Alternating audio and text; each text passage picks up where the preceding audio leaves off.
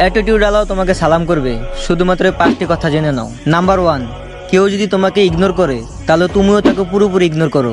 কাউকে তেল লাগানোর সময় আমাদের নেই।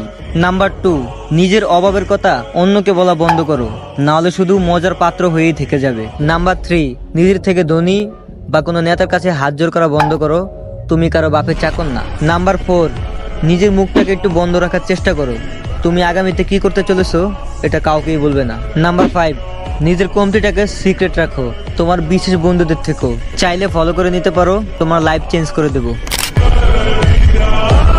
সবার বাপ হয়ে যাবে, শুধুমাত্র 5টা সিগমা রুলস ফলো করে নাও।